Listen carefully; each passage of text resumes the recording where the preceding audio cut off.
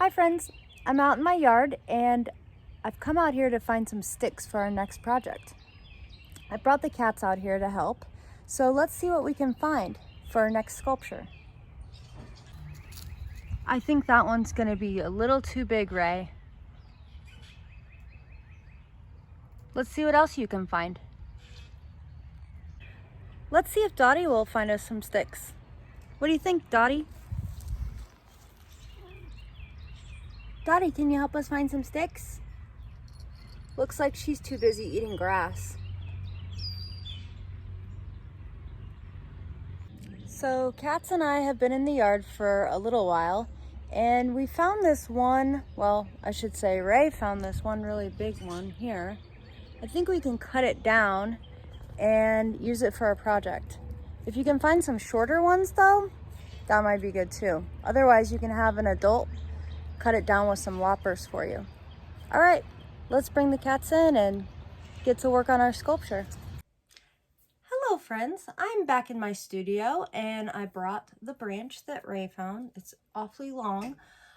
If you find something long like this, maybe you can find an adult to help you cut it with some loppers. So I'm gonna go ahead and cut this down a little bit. I was able to pull off some of the little twiggy pieces with my hands, and maybe some of it you could possibly break with your hands if it is a kind of a dry branch like this. Anyway, I'm gonna cut this down and then I'll show you the rest of the supplies we need to make our sculpture. Let's take a look at the supplies you're going to need.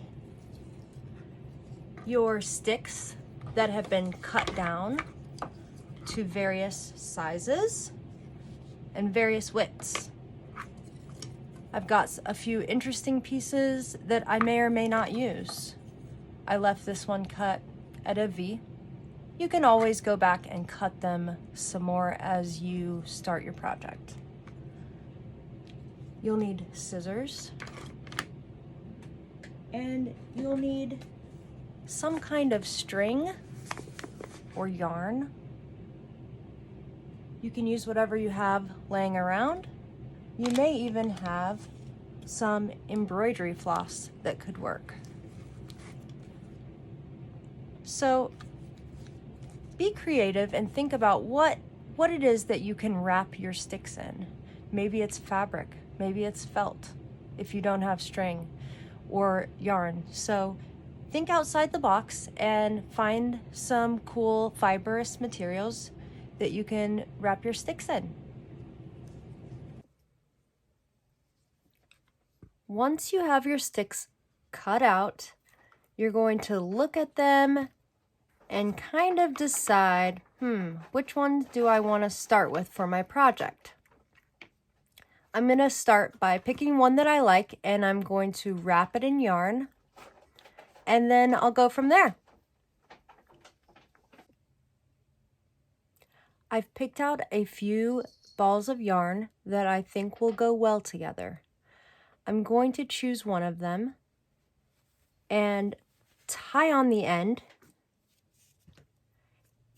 and then simply start wrapping my stick.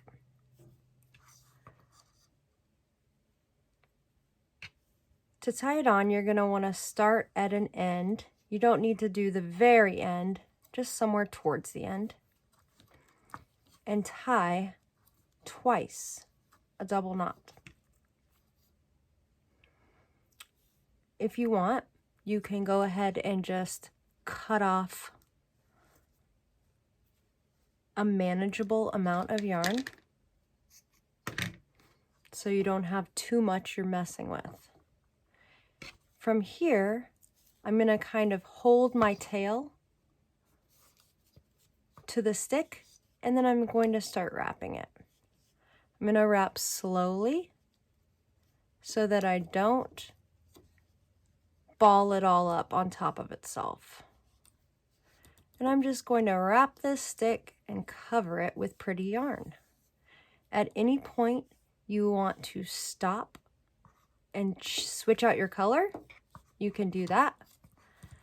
Or you can just keep using the same yarn.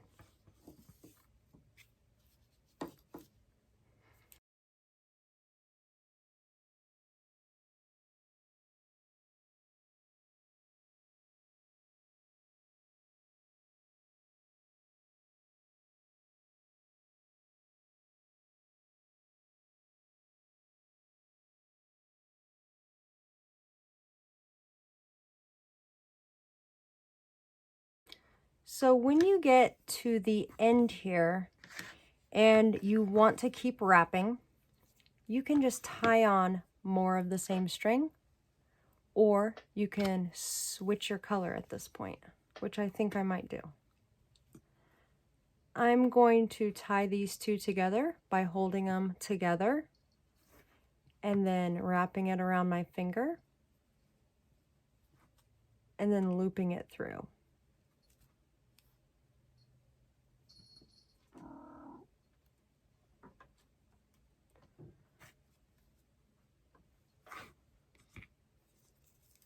So let's keep wrapping, and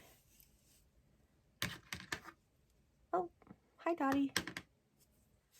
Let's keep wrapping and see how this goes. I have kind of an interesting V in my stick here, and it's possible I would like to use that. So I could start wrapping this way and combining these together. We could see how that looks. Or maybe I'll just continue to wrap separately. You can experiment. Everybody's stick will be shaped differently, so you may come up with something completely different than what I'm doing. It's important to hold the string as tight as you can. Keep it really tight. So I might just keep wrapping around and see how this goes. I'm just kind of experimenting with this. I could have kept going straight. Now it's a little hard to keep these tight, but that's okay. It's just going to be the look it's going to have. And I did not cut my string off this time. I left it on the ball. So you can do either way. You can limit yourself and just do a little bit, or you can just keep it on the ball and see how far you can go.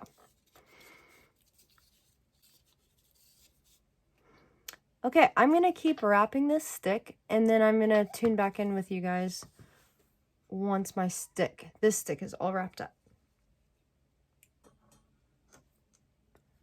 I have wrapped this far, and I noticed that I have this tail still, which is helpful.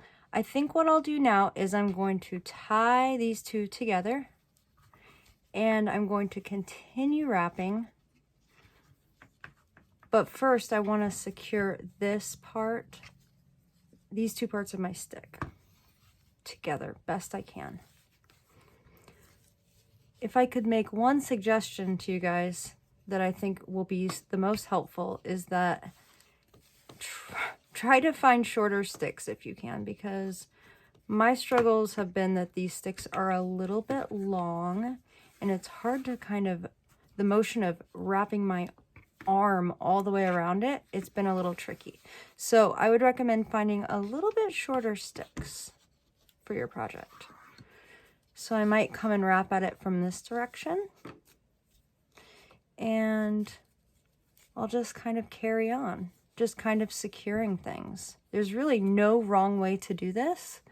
The goal is to just create a sculpture using sticks and yarn and attaching it, and see what you come up with. It's going to be kind of a free form sculpture, and I'm hoping it's going to be really fun for you guys. I'm going to keep working on this, and then I'll show you what it looks like when I'm all finished. Hello friends, I'm back, and I wanted to show you my completed sculpture.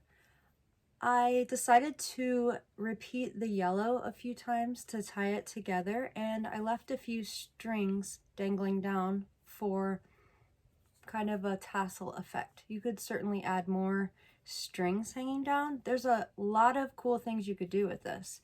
I am extremely excited to see what you all come up with, and I will see you all soon for our lesson on sculpture, sticks, and string. Till then, bye-bye.